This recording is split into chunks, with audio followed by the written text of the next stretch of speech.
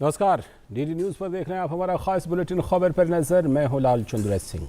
अगले आधे घंटे में देखेंगे हम दिन की कुछ ऐसी बड़ी खबरें जिन पर रही है हमारे संवाददाताओं की खास नज़र। जुड़ेंगे उन संवाददाताओं से भी।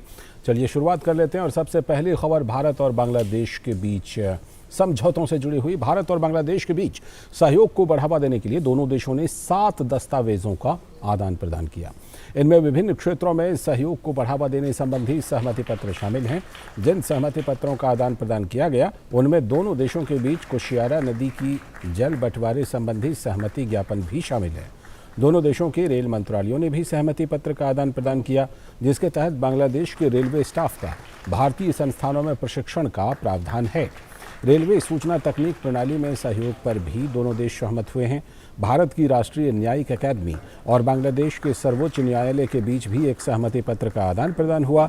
इसके साथ साथ वैज्ञानिक शोध और अंतरिक्ष विज्ञान में सहयोग पर भी सहमति पत्रों का आदान प्रदान हुआ।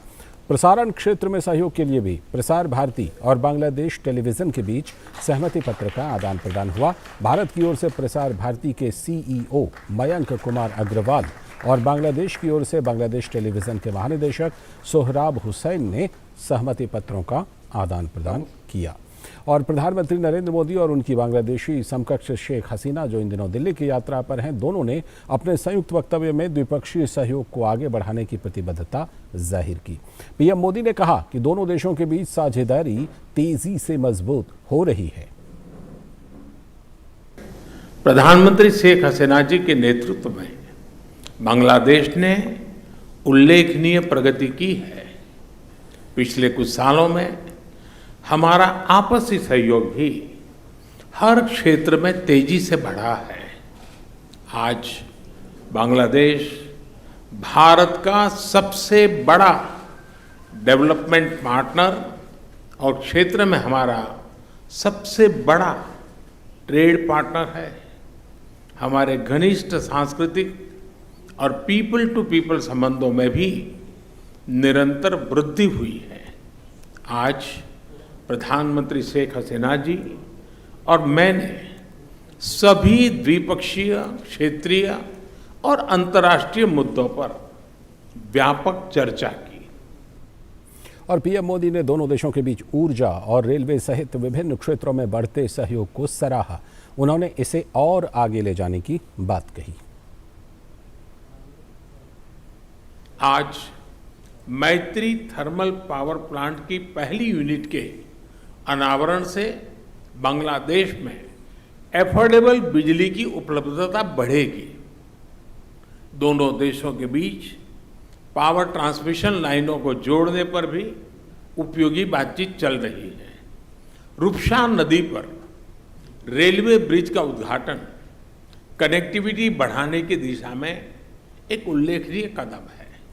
यह ब्रिज भारत की लाइन ऑफ क्रेडिट के तहत खुलना और मोंगला पोर्ट के बीच बनाई जा रही नई रेलवे लाइन का एक महत्वपूर्ण हिस्सा है। बांग्लादेश के रेलवे सिस्टम के विकास और विस्तार के लिए भारत हर प्रकार सहयोग जारी रखेगा। साथ ही प्रधानमंत्री मोदी ने कहा कि भारत और बांग्लादेश आतंकवाद और उग्रवाद का मिलकर सामना करने के लिए भी सहमत हुए हैं। उन्होंने कहा कि बांग्लादेश मुक्ति संग्राम की भावना के साथ इस सिलसिले में आगे बढ़ेंगे। आज हमने आतंकवाद और कट्टरवाद के खिलाफ सहयोग पर भी जोर दिया। 1971 की स्पिरिट को जीवंत रखने के लिए भी यह बहुत आवश्यक है कि हम ऐसी शक्तियों का मिलकर मुकाबला करें जो हमारे आपसी विश्वास पर आघात करना चाहती है। साथ ही प्रधानमंत्री मोदी ने कहा कि भारत बांग्लादेश व्यापार समझौते के लिए भी दोनों देश जल्दी ही वार्ता प्रक्रिया शुरू करेंगे। हमारा द्विपक्षीय व्यापार तेजी से बढ़ रहा है। बांग्लादेश के निर्यात के लिए आज भारत पूरे एशिया में सबसे बड़ा मार्केट है। इस वृद्धि को और गति देने के लिए हम द्विपक्षीय कॉम्प्रिहेंसिव इकोनॉमिक पार्टनरशिप एग्रीमेंट पर शीघ्र चर्चा शुरू करेंगे। और बांग्लादेश की प्रधानमंत्री शेख हसीना ने दोनों देशों के बीच दोस्ती के मजबूत होते रिश्तों का जिक्र किया। उन्होंने कहा कि अलग अलग क्षेत्रों में सहयोग आगे बढ़ रहा है। Long-standing friendship and continued cooperation. I appreciate Modi ji's visionary leadership that continue to provide added momentum to our bilateral relations. I reiterate that India is the most important and closest neighbor for Bangladesh. Bangladesh-India bilateral relations are known to be a role model for neighborhood diplomacy. साथ ही बांग्लादेश की प्रधानमंत्री ने कहा कि दोनों देश सभी विषयों को मिलकर सुलझाने पर सहमत हैं।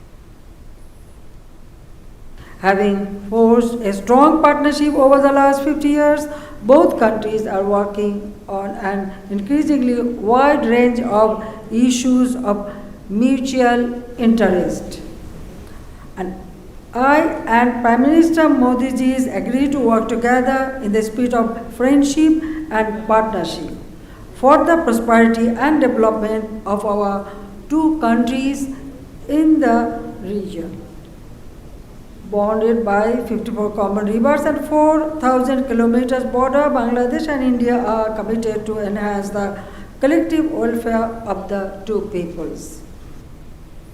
इस खबर पर जुड़ रहे हमारे संवाददाता विशाल बैरिस्टो, जिन्होंने रखी है दिन भर इस खबर पर नजर, जुड़ चुके हैं हमारे साथ। विशाल, और जिस तरह से कि ये 7 समझौते दोनों देशों के बीच ऊर्जा, रेलवे, प्रसारण, यानी कि कई क्षेत्रों में ये समझौते हुए हैं दोनों देशों के बीच, बांग्लादेश की पीएम की भारत यात्रा को काफ़ी अहम कहा जा सकता है। क्या कुछ और कार्यक्रम हैं उनके? देखिए, इससे पहले कि मैं आपके सवालों को जवाब दूं, मैं एक स्टेटमेंट को दोहराना चाहूँगा जो आज प्रधानमंत्री शेख हसीना ने प्रधानमंत्री नरेंद्र मोदी के लिए कहा। और अपने स्टेटमेंट में उन्होंने कहा कि मुझे पूरी उम्मीद है कि प्रधानमंत्री नरेंद्र मोदी के नेतृत्व में भारत और बांग्लादेश की दोस्ती और मजबूत होती चली जाएगी।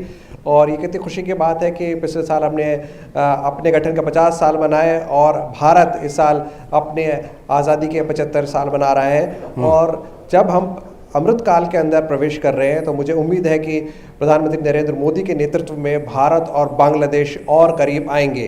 तो इससे साफ होता है कि दोनों देशों के रिश्ते कितने मजबूत हैं। पिछले 4 साल में यह दूसरा दौरा है शेख हसीना का, और जो 7 समझौते हुए वो बताते हैं कि किस तरह अलग अलग सेक्टर्स के अंदर भारत और बांग्लादेश तेजी से आगे बढ़ रहे हैं। 4000 किलोमीटर और 54 नदियां दोनों देशों को बांटती हैं।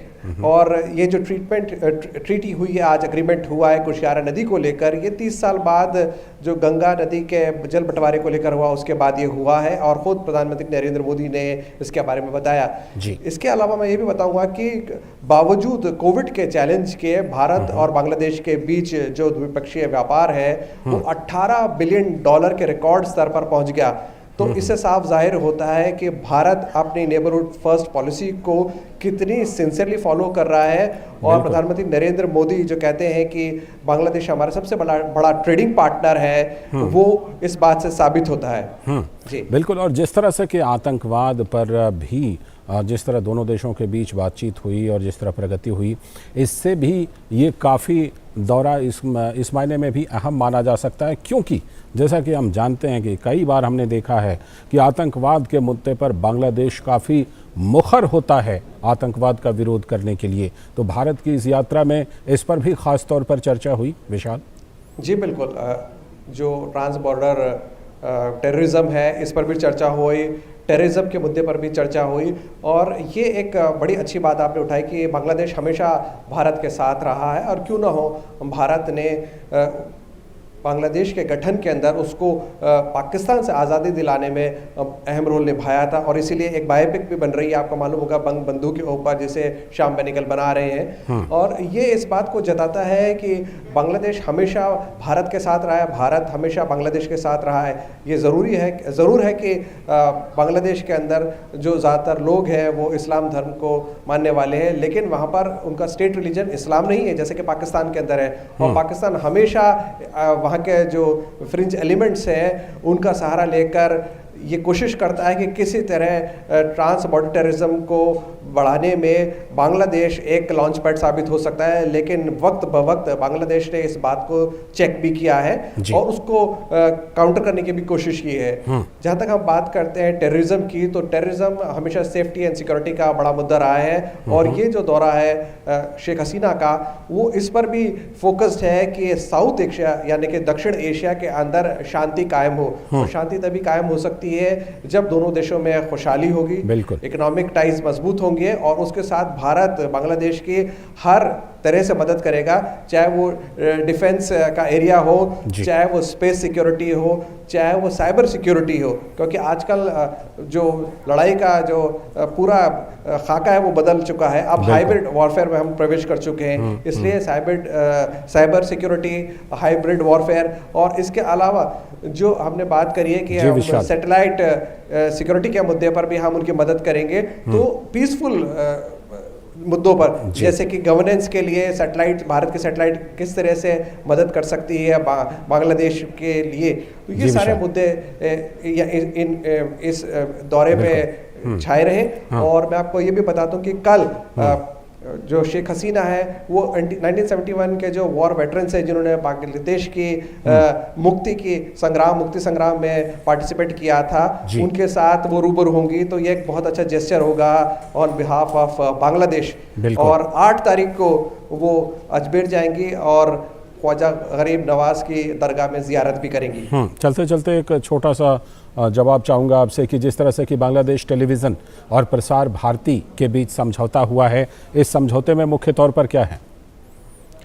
देखिए, ये जो समझौता हुआ है ये 3 साल का एक्सटेंशन है। 3 साल पहले भी समझौता हुआ था कि बांग्लादेश टेलीविजन के जो एम्प्लॉइज़ हैं उनको प्रसार भारती के ट्रेनिंग स्कूल्स में ट्रेन किया जाएगा और उसका ये 3 साल का एक्सटेंशन है। जिसे आपने देखा आज प्रसार भारती के CEO मयंक कुमार अग्रवाल ने वो अग्रीमेंट एक्सचेंज किया, तो ये 3 साल का एक्सटेंशन और मिला है। तो ये जो मीडिया क्षेत्र में बांग्लादेश और इंडिया का बायलैटरल कोऑपरेशन बढ़ता जा रहा है और भारत आगे बढ़कर उनको सहायता देने की कोशिश कर रहा है और 3 साल का एक्सटेंशन भी दिया है, तो ये उसकी तरफ एक बहुत बड़ा कदम है। और पीपल टू पीपल कोऑपरेशन के अंदर, पीपल टू पीपल कांटेक्ट में ये काफी मददगार होगा। और मैं आपको ये भी बता दूं कि अगले महीने अक्टूबर के अंदर 100 युवाओं का एक दल बांग्लादेश से भारत आएगा। तो ये युवाओं का, भारत के युवा बांग्लादेश आएंगे, बांग्लादेश के युवा भारत आ रहे हैं, तो ये एक पीपल टू पीपल कांटेक्ट को भी बढ़ावा देगा। बिल्कुल, बहुत इससे बढ़ावा मिलेगा और दोनों देशों का जो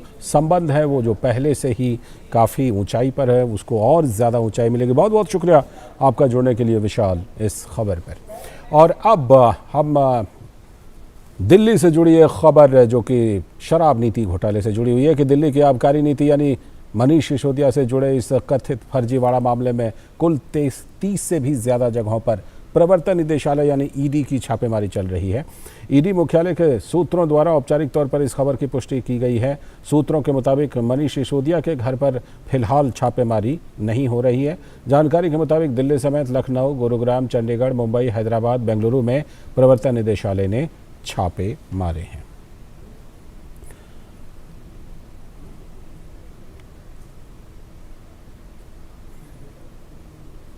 तो पहले सीबीआई ने छापा मारा था और अब ईडी का भी छापा नई शराब नीति के से संबंधित जो गड़बड़ियां हैं और जो भ्रष्टाचार के आरोप हैं उसमें। और नीरज सिंह हमारे संवाददाता हमारे साथ जुड़ चुके हैं इस खबर पर। नीरज, 30 स्थानों पर एक साथ छापेमारी, पहले सीबीआई की छापेमारी हुई, अब ईडी की छापेमारी हो रही है। ईडी क्या अलग एंगल से, यानी कि जो मनी लॉन्ड्रिंग वाला मामला है उस पर खास तौर पर ईडी का छापा है? देखिए, हाँ बिल्कुल लालचंद, क्योंकि जैसे ही सीबीआई ने इसमें केस दर्ज किया था, FIR दर्ज करी और उसके बाद मनीष सिसोदिया सहित तमाम जो अधिकारी हैं जो एक्साइज पॉलिसी से संबंधित थे उनको लेकर सीबीआई ने आरोप जो तय किए थे उसका ये था कि इन्होंने करप्शन किया है और उसी के तहत ये पॉलिसी लाई गई, इसमें नीतिगत खामियां थी। लेकिन अगर आप देखें कि ईडी की जो कार्रवाई है, ईडी की कार्रवाई मनी लॉन्ड्रिंग के ऊपर है, क्योंकि जिस तरीके से इस लाइसेंस को लेने के लिए एवज में बड़े पैमाने पर जो धन दिया गया था इनडायरेक्ट तरीके से, उसी धन को उजागर करने के लिए प्रवर्तन निदेशालय ये कार्रवाई कर रहा है। 30 से ज्यादा जगह पर प्रवर्तन निदेशालय ने आज छापेमारी की कार्रवाई की है और जो जानकारी हमें मिली है, ईडी ने कई सारे महत्वपूर्ण दस्तावेज बरामद भी कर लिए हैं। लाल साहब, इनसे ये पता लगता है कि बड़े पैमाने पर लाइसेंसों को देने के एवज में घूस की गई थी, पैसा दिया गया था।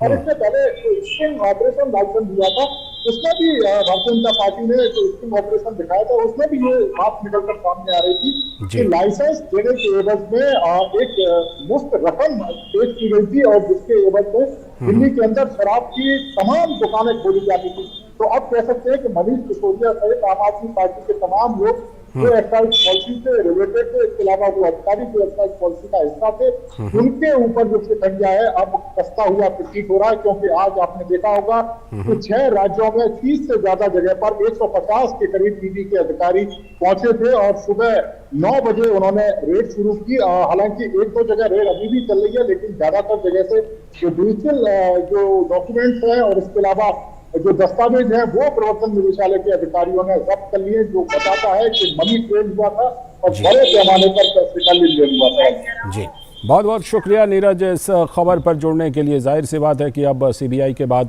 ईडी की भी कार्रवाई हो रही है, मामला गंभीर है और उसी को खंगालने की कोशिश हो रही है। और इस बीच दिल्ली सरकार के कथित भ्रष्टाचार के विरोध में भारतीय जनता पार्टी की दिल्ली इकाई ने आज उप मुख्यमंत्री मनीष सिसोदिया के घर पर जोरदार प्रदर्शन किया। दिल्ली विधानसभा में प्रतिपक्ष के नेता रामवीर सिंह बिधूड़ी के नेतृत्व में भारतीय जनता पार्टी के विधायकों और कार्यकर्ताओं ने ये प्रदर्शन किया। मनीष सिसोदिया के घर से पहले ही बैरिकेडिंग कर पुलिस ने बीजेपी के तमाम नेताओं को हिरासत में ले लिया। राजेश राज हमारे संवाददाता इस खबर पर जुड़ चुके हैं जानकारी देने के लिए, जिन्होंने रखी है इस खबर पर दिन भर नजर। राजेश, जिस तरह से कि आज प्रदर्शन किया मनीष सिसोदिया के घर पर, इसका मतलब ये लग रहा है कि चाहे वीडियो का स्टिंग हो या चाहे फिर तमाम तरह से जिस तरह भारतीय जनता पार्टी हमला कर रही है, उसमें भी हमले में ऐसा लगता है कि सत्येंद्र जैन के बाद अब मनीष सिसोदिया खास बिल्कुल पूरी तरह से निशाने पर हैं और जिस तरह उनके घर पर जोरदार प्रदर्शन किया भारतीय जनता पार्टी ने। देखिए, बिल्कुल सही आपने कहा कि जिस तरीके से एक तरफ ईडी की कार्रवाई जो है वो मनीष सिसोदिया समेत अनेक लोगों पर की जा रही थी, वहीं भारतीय जनता पार्टी जो है वो लगातार हमलावर है मनीष सिसोदिया पर। और अहले सुबह की बात करें तो तकरीबन 8 साढ़े 8 बजे के आसपास दिल्ली का जो करोल बाग इलाका है वहाँ पर भारतीय जनता पार्टी की जो दिल्ली इकाई है उसके प्रदेश अध्यक्ष आदेश गुप्ता ने सिग्नेचर कैंपेनिंग चलाया, हस्ताक्षर अभियान चलाया।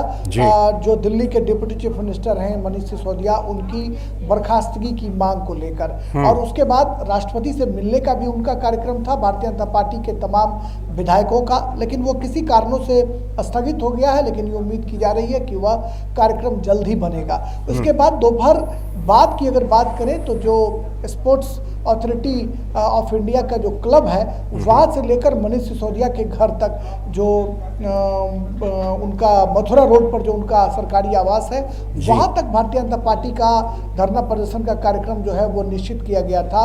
और स्पोर्ट्स क्लब से जब मनीष सिसोदिया के घर की तरफ जब काफिला भारतीय जनता पार्टी का आगे बढ़ा तो वहाँ पर 2 बैरिकेड्स लगाए गए थे। पहले ही बैरिकेडिंग पर जो सुरक्षा व्यवस्था थी वो इतनी चाक-चौबंद थी कि वहाँ पहली ये उम्मीद की जा रही थी कि पहली बैरिकेडिंग को लांघने के बाद दूसरी बैरिकेडिंग पर भारतीय जनता पार्टी के कार्यकर्ताओं और नेताओं को रोक लिया जाएगा।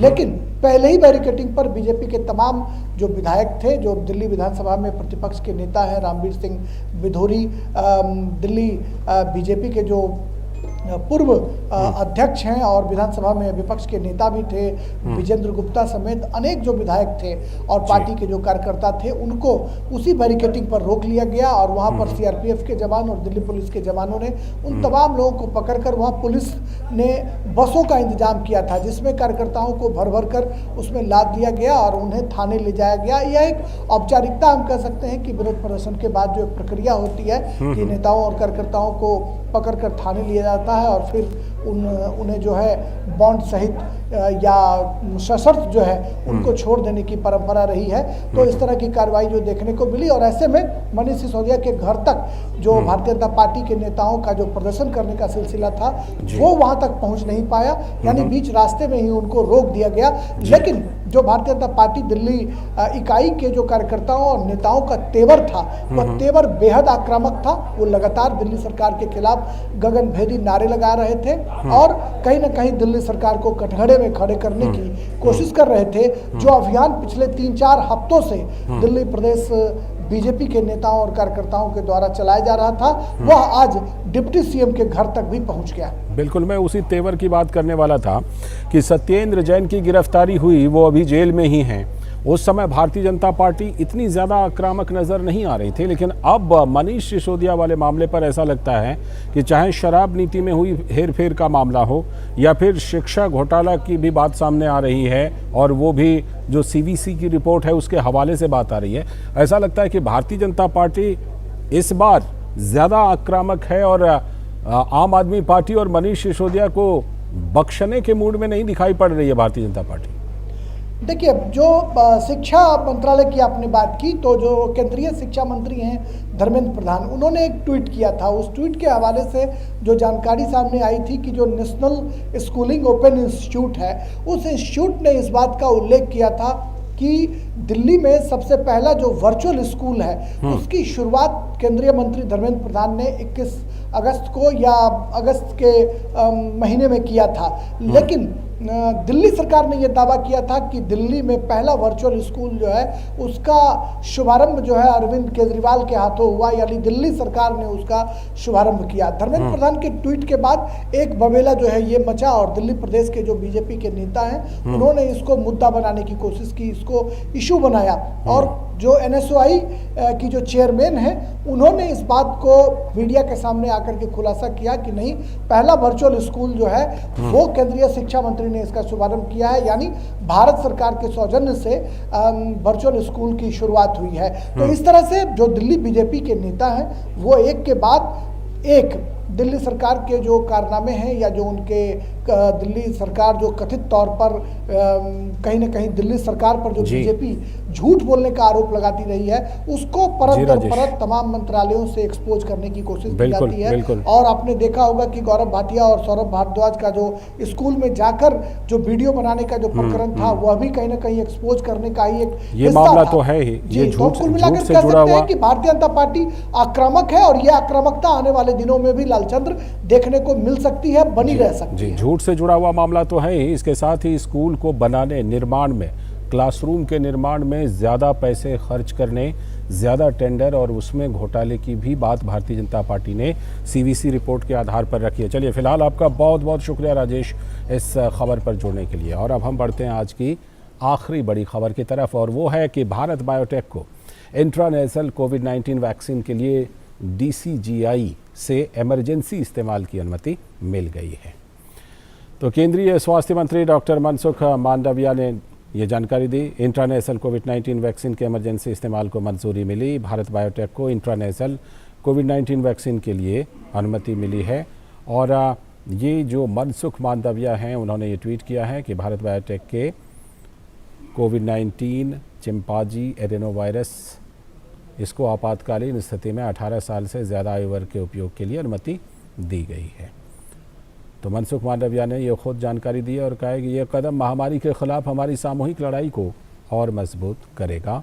भारत ने पीएम नरेंद्र मोदी के नेतृत्व में कोविड-19 के खिलाफ लड़ाई में अपने विज्ञान, अनुसंधान एवं विकास और मानव संसाधनों का उपयोग किया है। विज्ञान संचालित दृष्टिकोण और सबका प्रयास के साथ हम कोविड-19 को हरा देंगे। तो ये कोविड-19 के खिलाफ भारत की लड़ाई को बड़ा बूस्ट मिला है। नितेंद्र सिंह हमारे संवाददाता इस खबर पर जुड़ रहे हैं। नितेंद्र, जिस तरह से अब नेज़ल वैक्सीन भी सामने आ गई है, भले अभी आपातकालीन मंजूरी है, लेकिन नेज़ल वैक्सीन के भी सामने आ जाने से हम ये मान के चलें कि 100% जो टीकाकरण है, जिसमें अभी बहुत ही मामूली सी कमी है, वो भी भारत उस लक्ष्य को भी हासिल कर लेगा जल्दी ही। जी बिल्कुल, देखिए एक बास्केट अगर हम बात करें वैक्सीन की, तो उसमें एक और इजाफा हो गया है, एक और वैक्सीन आ गया है। और ये भारत का पहला नेजल वैक्सीन है और इसकी खासियत ये है कि नाक के द्वारा जैसे ड्रॉप के 2-2 बूंद डालते हैं, उस तरीके से डालना है। और इससे फायदा ये है कि जो हमारा वायरस जैसे नाक के जरिए जाता है अंदर, तो उसको रास्ते में ही रोक देगा ये नेजल वैक्सीन। तो बहुत ही इफेक्टिव है और भारत बायोटेक की तरफ से बताया भी गया है कि इससे आप दूसरों को संक्रमित नहीं कर पाएंगे। तो एक उस लिहाज से भी देखा जाए तो बहुत ही बेहतरीन वैक्सीन है। और इसके जो 3 फेज के ट्रायल थे उसके नतीजे बहुत अच्छे थे और इसके जो प्रभाव है वो बहुत ही इफेक्टिव काफी ये वैक्सीन माना जा रहा है। और इसमें दोनों खासियत, अगर आपने कोई वैक्सीन नहीं ली है तो भी आप ले सकते हैं या फिर बूस्टर डोज के रूप में भी इसका उपयोग किया जा सकता है। तो 18 साल से अधिक उम्र के लोगों के लिए अभी आपातकालीन उपयोग की मंजूरी DCGI ने दी है। तो निश्चित तौर पे एक बड़ी बात है। और जो कोविड की हमारी लड़ाई है उसमें एक और हथियार आ गया है। बिल्कुल, ये एक और हथियार आ गया है जो भारत की इस लड़ाई को और ज़्यादा मजबूत करेगा। बहुत बहुत शुक्रिया नितेंद्र इस खबर पर जुड़ने के लिए और जानकारी देने के लिए। तो इसी के साथ खबर पर नज़र में आज के लिए इतना ही। हमारी पूरी टीम को दीजिए अनुमति, लेकिन DD न्यूज़ पर खबरों और कार्यक्रमों का सिलसिला लगातार जारी है। नमस्कार।